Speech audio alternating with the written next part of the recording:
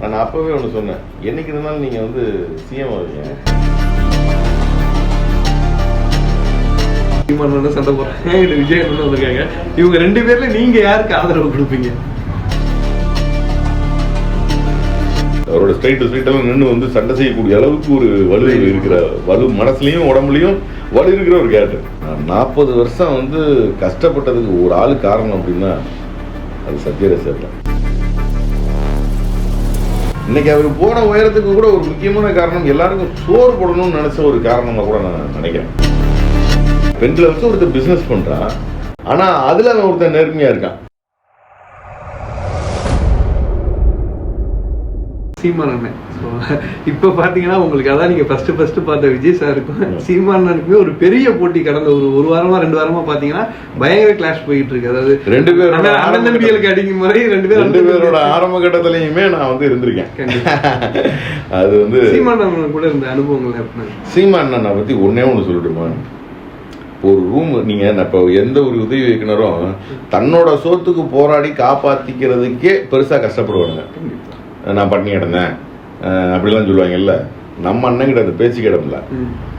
அது வந்து சில விஷயங்கள்ல வந்து ராபின்ஹுட் மாதிரி. இங்க இருந்து யாருக்காவது போன் அடிக்க, தம்பி எங்கடா இருக்கா, டே ஒரு 1000 ரூபா கொண்டோடா, இன்னும் மிரட்டி தான் கேட்கும். மிரட்டினா எப்படி? அது அன்பா. டே என்னடா இங்க 4 பேர் சாப்பிடாம இருக்கானுங்க, நீ மட்டும் வீட்டுல சாப்பிட்டு படுத்துட்டேன்னா எடுத்துடா அப்படின்னு எவனா ஒரு 1000 ரூபா எட்டு வருவாங்க. உடனே 10 பேருக்கு அந்த நிமிஷமே அந்த ஒருவேளை அந்த காலகட்டத்தில் 1000 ரூபாங்கிறதுலாம் பெரிய விஷயம். ஆனா அப்பவே கறி எடுப்பாங்க, எல்லாம் வந்து டக்குன்னு பெரிய சட்டியா வைப்பாங்க, உலைய வைப்பாங்க, வந்து நல்லா சாப்பிட்டுட்டு அங்கேயே தலையை வச்சு படுத்துருங்க ஒரு 10 பேர். அப்படி வந்து வேடந்தங்கள் மாதிரி. இன்னைக்கு அவர் போன உயரத்துக்கு கூட ஒரு முக்கியமான காரணம் எல்லாருக்கும் சோறு போடணும்னு நினைச்ச ஒரு காரணமா கூட நான் நினைக்கிறேன். அப்பவே வறுமையை காரணம் காட்டி வர்றவங்களுக்கு சோறு போடாம விட்டுறாரு. அப்படி வந்து யாரா இருந்தாலும் கூப்பிட்டு வந்து உணவளிக்கணும்னு நினைக்கிறேன். அது சினிமாவில் இருக்க நிறைய ஸ்ரீராமசாமி அண்ணன்ல இருந்து கருப்பியால இருந்து ராசமதுரன்ல இருந்து எல்லாமே அந்த ஸ்கூல்ல இருந்தவங்க தான்.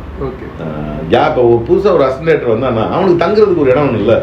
அப்போ இங்கே வந்து இறங்குவோம் என்ன தெரியுமா சொல்லுவாங்க, நேராக போ சீமான்னு ஒருத்தர் இருக்காரு, நீ ஏன் போய் ஓரத்தில் சொருகி படுத்துரு. கேட்கவே மாட்டாரு, நீ ஏன் இங்கேயே சாப்பிட்டுக்கலாம். ஒரு 4-5 நாள் கழிச்சு யாரா தம்பி நீ அப்படின்னு கேட்பாரு. இந்த மாதிரி ஊர்ல இருந்து வந்திருக்கேன் நான் அசிஸ்டன்ட் சார்னா அவரே எங்கேயாவது சொல்லி சேர்த்து விட்டுருவாரு. அப்படி அதே மாதிரி இன்னொரு டைம் ஒருத்தன் கழுத்துல சங்கிலியை வந்து அத்துக்கிட்டு வந்து அந்த தெருவுக்குள்ள வந்து மாட்டிக்கிட்டாங்க இவர்கிட்ட. நீங்க நம்ப மாட்டீங்க, தந்தி கம்பதுல கட்டி வச்சு பிறந்துட்டாப்ல. இதெல்லாம் வெளியே யாருக்கும் தெரியாது, பயப்படவும் மாட்டாப்ல, வெளுத்துட்டாப்ல. அவனா கத்தி வச்சு 1 வாரம் வச்சு அடிப்பாங்கன்னு சொன்னாங்கல்ல, அந்த மாதிரி காலில இருந்து சாயங்காலம் வரைக்கும் அடிச்சுட்டு அதுக்கப்புறம் தான் ஸ்டேஷன்ல வந்து கம்ப்ளைண்ட் கொடுத்தாங்க. அந்த மாதிரி தைரியத்துக்குலாம் சும்மா அவர் எல்லாரும் நினைச்சிட்டு இருக்காங்க. நல்ல ஜிம்னாஸ்டிக் பிளேயர் அவர், உண்மையிலேயே கராத்தே பிளேயர் அவரு. அதெல்லாம் உண்மை, அது வந்து யாரும் மறுக்க முடியாது. அவரோட ஸ்ட்ரைட்டெல்லாம் நின்று வந்து சண்டை செய்யக்கூடிய அளவுக்கு ஒரு வலு இருக்கிற, வலு மனசுலையும் உடம்புலையும் வலு இருக்கிற ஒரு கேரக்டர். அந்த மாதிரி அவர் அரசியலுக்கு அரசியல் நிலைப்பாடு பற்றி நம்ம நிறைய விஷயங்களை வந்து நம்ம கிரிட்டிசைஸ் பண்ணி பேசக்கூடாது. நம்ம பழகிருக்கோங்கிறத தாண்டி அண்ணன் வந்து வெற்றி பெறணுங்கிறதுல எனக்கும் ஒரு மாறா கருத்து இருக்கு. ஏன்னா அரசியலில் புதுசாக யாராவது வந்தால் தானே அவங்களோட கொள்கைகள் என்ன, அவங்களோட கோட்பாடு என்ன, அவங்க எப்படி வந்து மக்களுக்கு நல்லது பண்ண போகிறாங்க, ஒவ்வொருத்தவங்களோட பாயிண்ட் ஆஃப் வியூன்னு இருக்குல்ல. ஒரு கதையை டிஃப்ரெண்டாக யோசிக்கிற மாதிரி மக்களுக்கு எப்படி நல்லது பண்ணலாங்கிறத டிஃப்ரெண்டாக யோசிச்சா நல்லது தானே. அதுக்கு ஒரு நல்ல கிரியேட்டராக இருக்கிற ஒருத்தர் வந்து டேரக்டர் ஆகிறது வந்து சரி அரசியல்வாதி ஆகிறது நல்ல விஷயம். அப்படிதான் நான் நினைச்சுக்கிறேன். அண்ணன் தம்பி சீமானோட சண்டை போடுறாங்க, விஜய் வந்திருக்காங்க. இவங்க 2 பேர்ல நீங்க யாருக்கு ஆதரவு கொடுப்பீங்க? 2 பேருமே உங்களை கூப்பிடுறாங்கன்னு வச்சுக்கோங்க. இங்கிட்ட விஜய் என்ன கூப்பிடுறாங்க, இங்கிட்ட சீமானனை கூப்பிடுறாங்க. உங்களோட ஆதரவு யாருக்கு இருக்கும்? இல்லை, என்னோட ஆதரவு அப்படின்னு பார்த்தப்போனா ஒரு விஷயம் தான். நம்ம ஒன்றும் ஆதரிக்கிற அளவுக்கு நம்மளை யாரும் அப்படியெல்லாம் வந்து கேட்கவும் போகிறதில்ல, கூப்பிடவும் போகிறதில்ல. ஆனால் அப்படி ஒரு வேலை நடந்தது அப்படின்னா யார் பக்கம் மக்கள் ஆதரிக்கிறாங்களோ அந்த பக்கம் ஆதரிக்கிறது தான் சரியான விஷயம். அது எலெக்ஷனுக்கு அப்புறம் தான் தெரியும். 26க்கு அப்புறம் தான் மக்கள் யார் ஆதரிக்கிறாங்களோ அதுதான விஷயம். கண்டிப்பா அதுதான் வந்து அவங்கள நம்மளும் ஆதரிச்சுட்டு போயிடும். அடுத்து நம்ம சத்யராஜ் சார் கூட நீங்க அந்த இருந்த அனுபவங்கள்லாம் இருக்கு. ஏன்னா இப்போ அவருக்கு ரீசெண்டாக இப்போ ஃபேமிலி இஷ்யூ ஒன்று போயிட்டு இருக்கு. ஸோ அதை பற்றி உங்களுக்கு எதுவும் தெரியும்? எனக்கு உண்மையிலேயே தெரியாது. ஆனால் ஒன்று, நான் 40 வருஷம் வந்து கஷ்டப்பட்டதுக்கு ஒரு ஆளு காரணம் அப்படின்னா அது சத்யராஜ் சார் தான். ஏன்னா நான் பாட்டுக்கு 10th படிச்சுட்டு செவனேன்னு வந்து ஜாலியாக ஊரில் சுற்றிக்கிட்டு நேரம் ஊருக்குள்ள ஒரு விவசாயமோ ஒரு 10 மாடை வாங்கியோ வந்தேன்டா பால்காரன்னு வந்து ஒரு பிஸ்னஸ் பண்ணிட்டு ஜாலியாக இருந்திருப்பேன். தெரியாதனமா அந்த 10th படிக்கும்போது மக்கள் அன்புன்னு ஒரு படம் பார்க்க போனேன். அந்த படத்தை பார்த்துட்டு சத்யராஜோட ரசிகன்ல வெறியன் ஆயிட்டேன். அதுல இருந்து கடமை கண்ணி கட்டுப்பாடு பூலி வாசல் சத்யராஜ் படங்கள்லாம் ஒரு மக்கள் அன்பங்கள்லாம் நீங்க நம்புவீங்களா என்னன்னு தெரியல, ஒரு 500 வட்டம் பார்த்துருப்பேன். எனக்கு அது ஒவ்வொரு டயலாக்கும் எனக்கு பண்ண போனா. ரெண்டாவது சத்யராஜ் பேர் நான் பயங்கரமா மிமிக்ரி வேற பண்ணுவேன். அப்ப கிளாஸ் லைஃப் அதுல இன்னைக்கு வரைக்கும் ஒரு மாஸ் ஹீரோக்கு நீங்க அப்படி ஒரு ஓப்பனிங் கொடுத்துருக்க முடியாது. ஒரு கோர்ட்டு சீனு, சாம்ராஜ்னு ஒரு மிகப்பெரிய கேரக்டர், சத்யராஜ் கேரக்டர். அந்த கேரக்டர் வந்து கோர்ட்டுக்கு வந்து இறங்கும் அங்க இருக்கிறவங்கலாம் வந்து சாம்ராஜ் ஒலிகன்னு கத்துவாங்க. இவர் டக்குனு இப்படி இறங்கி இப்படி பார்த்துட்டு இப்ப பார்க்கவும் எல்லாரும் சைலண்ட் ஆயிடுவாங்க.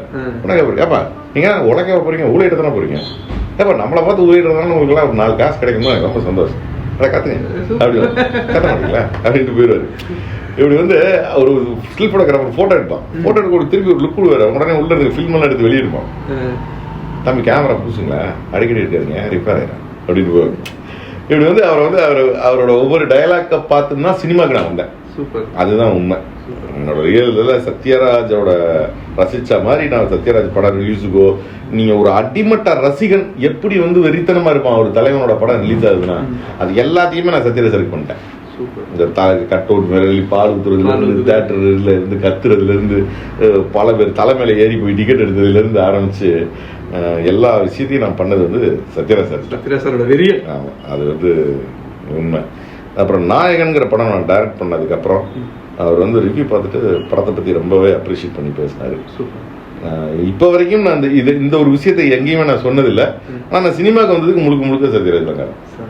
Super super. அதுக்கப்புறம் இப்போ நம்ம தமிழ் திரையுலகில் நம்ம ஒரு ரீசெண்டாக ஒரு மிகப்பெரிய ஒரு நடிகரை இழந்திருக்கோம், டெல்லி கணேஷ் சார். ஸோ திரையுலகில் அவரோட பயணங்கள், உங்களோட பயணங்கள், 2 பேரும் இணைந்த பயணங்கள். அவரோட வந்து நான் நிறைய பழகிருக்கேன், நிறைய ட்ராவல் ஆகினாலாம் தாண்டி ஒரு படம் சேர்ந்து நடித்தோம். அந்த படத்தோட டைட்டிலே டிஃப்ரெண்டாக இருக்கும். அப்பத்தாவா ஆட்டையை போட்டாங்க அப்படின்னு சொல்லி ஒரு அந்த படத்தோட டைட்டில். நம்மளை கலைஞானி கமலஹாசன் அவரோட அண்ணன் சந்திரகாசன் வந்து அதில் ஒரு லீட் ரோலாக பண்ணியிருப்பார். நல்ல கதையம்சமான ஒரு படம். பேரண்ட்ஸை கொண்டு போய் ஒரு முதியோர் இடத்துல விட்டிங்கன்னா அவங்களோட கனவுகள் எப்படி சிதையுது அப்படிங்கிறத பற்றின ஒரு கதை அது. ஸோ அதில் எல்லாமே வயசான ஒரு 7-8 பேர் வந்து எப்படி வந்து சசிகுமார் சார் நாடோட்டிகளில் ஒரு 4 ஃப்ரெண்ட்ஸோட இருக்காரோ அந்த மாதிரி ஒரு 4 ஃப்ரெண்ட்ஸ். அதில் டெல்லி கணேஷ், சந்திரகாசன் சார், இந்த பக்கம் காத்தாடி ராமமூர்த்தி, சண்முகநாதனை, இப்படி வந்து. அப்போ நான் அவங்களோட வந்து அதில் நான் ஒரு இன்ஸ்பெக்டர் கேரக்டர் பண்ணேன். இந்த ஒரு 4 பேர் தான் அங்கே வந்து ஃப்ரெண்ட்ஸ் கேரக்டர். இந்த ஃப்ரெண்ட்ஸாக அவங்க பேசிக்கிறது பிகிங் த ஸ்க்ரீனில் அவங்க எப்படி இவ்வளோ யூத்தா பேசிக்கிறாங்கன்னு எனக்கு ரொம்ப ஆச்சரியமா இருக்கும். எதை பத்தியும் என்ன டாபிக் வந்து எடுத்துட்டு ஒரு பெண்ணை பத்தியும் எடுத்துக்கங்களேன். ஒரு பெண்ணை பத்தி பேசுறதுனா கூட அவ்வளோ ரசனையா அவ்வளோ யூத்தா பேசுவாங்க. நான் வந்து அப்படியே ஷாக் ஆகி வந்து இவ்வளோ இருக்காங்க அப்படின்னு சொல்லிட்டு, என்ன இப்பவே இப்படி இருக்கீங்களா, நீங்களாம் வயசுல எப்படி இருந்திருப்பீங்க, அந்த கதையெல்லாம் கேட்காத திரும்பி அப்படின்னு டெல்லி கணேஷ். பழகிறதுக்கு இனிமையான கேரக்டர், சுத்தி இருக்கவங்களை சந்தோஷமா வச்சுக்கணும்னு நினைக்கிற எல்லாரும் நல்ல மனிதர்கள் தான். அந்த விஷயத்துல டெல்லி கணேசன் அற்புதமான ஒரு கலைஞன், அற்புதமான ஒரு மனிதன். எனக்கு அவரோட படங்கள்ல நாயகன் வந்து நான் டைரக்ட் பண்ண நாயகன் ஒரிஜினல் நாயகன் வந்து எனக்கு ரொம்ப பிடிச்ச ஒரு படம். அவரோட எல்லா படங்கள்லையும் நிறைய இருந்தால் கூட நாயகனோட கேரக்டர்லாம் ரொம்ப அல்டிமேட்டான ஒரு கேரக்டர். நீங்க இப்போ தமிழ் துறையில நிறைய படங்கள் நடிச்சிருந்தாலும் இயக்கியிருந்தாலும் இந்த டார்ச் லைட்னு ஒரு படம் நினைச்சிருக்கீங்க. ஸோ அந்த அனுபவங்கள் அதான் கேட்ட ஒரு 18+ மூவி. ஸோ அதுல இருந்து உங்களுக்கு அனுபவங்கள், அதுல இருந்து வெளியில வரல உங்களுக்கு எப்படி? ஏன் அந்த 18+ மூவில நான் நடிக்கணும்னு நினைச்சேன் அப்படின்னாவே, அதுல என் கேரக்டர் பார்த்தீங்கன்னா பாசிட்டிவான ஒரு கேரக்டர் இருக்கும். ஒரு மாமா கேரக்டர் தான் அது ஆக்சுவலாக, இது ஓப்பனாக சொல்ல போனேன். ஆனால் அது கழுத்தில் உத்தராஜ கூட்ட போட்டுருவோம், காய் வெடிப்பு. அதெல்லாம் நான் தான் டிசைன் பண்ணேன். அது டிசைன் பண்ணி தான் வந்து நடித்தேன். எவ்வளோ பேர் அப்படி இருக்காங்க. இப்போ இது ஒரு கடை, இது ஒரு தொழில் பண்ணுறோம், இந்த இடத்துல வந்து இவ்வளோ சேலைகளெல்லாம் வச்சு ஒருத்தர் தொழில் பண்ணுற மாதிரி பெண்களை வச்சு ஒருத்தர் பிஸ்னஸ் பண்ணுறான். ஆனால் அதில் அவன் ஒருத்தர் நேர்மையாக இருக்கான். அவங்களோட கஷ்டத்தையும் ஏன் இந்த மாதிரி இடத்துக்கு அவங்க வந்து சேர்றாங்க அப்படிங்கிறதையும் ஒரு வழியோட காட்டின படம். அதை வந்து இயக்குனர் மஜித் வந்து என்னோட நெருங்கின நண்பன் கூட. அவர் சொன்னதுனால அது ஒரு சமூக பொறுப்புள்ள ஒரு படமா இருந்ததுனால அதில் வந்து நான் நடிச்சேன். Super super. ஸோ அதுக்கப்புறம் பார்த்தீங்க அப்படின்னா நீங்கள் நிறைய படங்கள் டைரக்ஷன் பண்ணியிருக்கீங்க. ஸோ இந்த ஹீரோ வச்சு நம்ம படம் பண்ணியே ஆகணும் அப்படின்னு நினச்ச ஹீரோ யாரும் இருக்காங்க?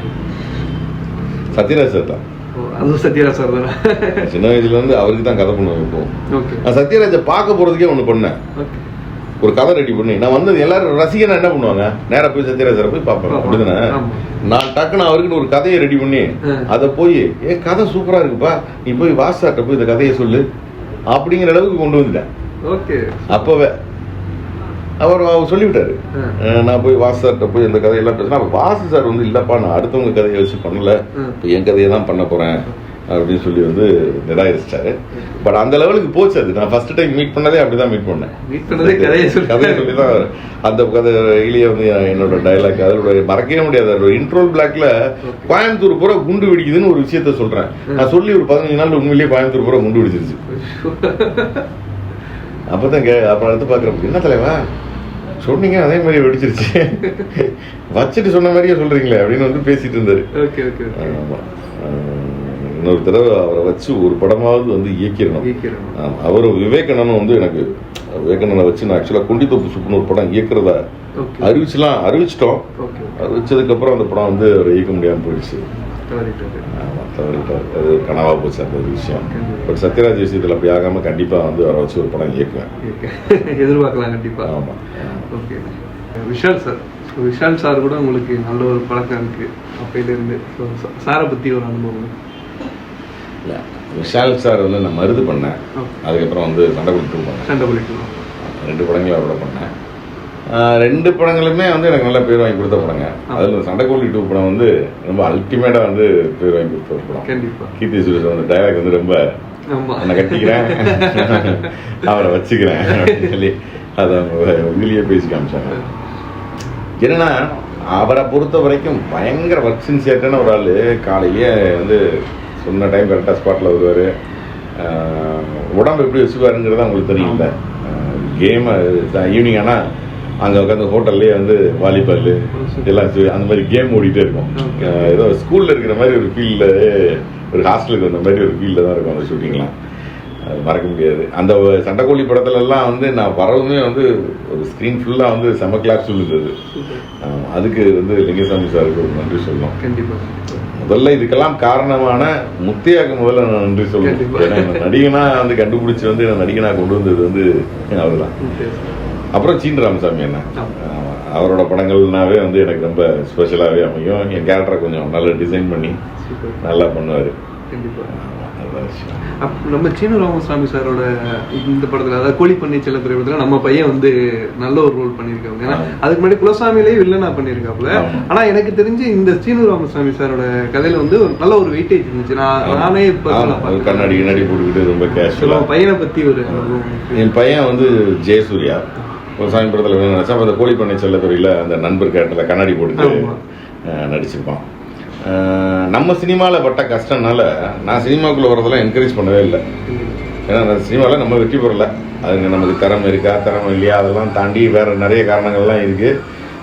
அதெல்லாம் அந்த கஷ்டங்கள்லாம் பிள்ளைங்க படக்கூடாது. எந்த தகப்பனும் தன் பிள்ளைகள் நல்லா இருக்குங்கிறத நினைப்பாங்க.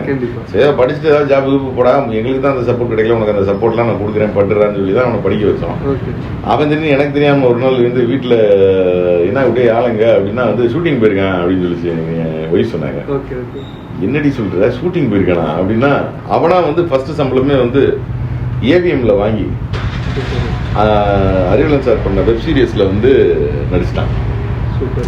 ஸோ இனிமேல் வந்து அவனை என்கரேஜ் பண்ணாமல் விடக்கூடாது அப்படின்னு சொல்லிட்டு அப்புறம் நான் குலசாமியில் வில்லன் ஆகினேன். அப்புறம் அடுத்த படம் வந்து இப்போ அந்த கோழி பண்ணை செல்ல பண்ணான். இப்போ அடுத்து வந்து எனது 6 நண்பன் சர்க்குணம் அவரோட படத்தில் வந்து web series Vikram Medha company தான் பண்ணுறாங்க. அதில் வந்து ஒரு மெயின் கேரக்டர், ஒரு பெரிய கேரக்டர் ஒன்று பண்ணுறான். அதுதான் விஷயம். சூப்பர். இன்னைக்கு நம்மளுடைய நிகழ்ச்சியில் வந்து நம்ம குட்டிப்புலி சக்தி சரவணன் அவருடைய திரை அனுபவங்கள், ஸோ அங்கே அதாவது திரைக்கு வர்றதுக்கு முன்னாடி எவ்வளோ கஷ்டப்பட்டாங்க, வந்ததுக்கு அப்புறம் என்னென்ன கஷ்டங்கள் இருந்துச்சுங்கிறத அவருடைய லைஃப்பில் நடந்த நிறைய சுவாரஸ்யமான விஷயங்கள் வந்து நம்மகிட்ட ஷேர் பண்ணிட்டாங்க. ரொம்ப நன்றி. மீண்டும் அடுத்த ஒரு நிகழ்ச்சியில் உங்களை வந்து சந்திக்கிறேன். And by from Joseph Deepan.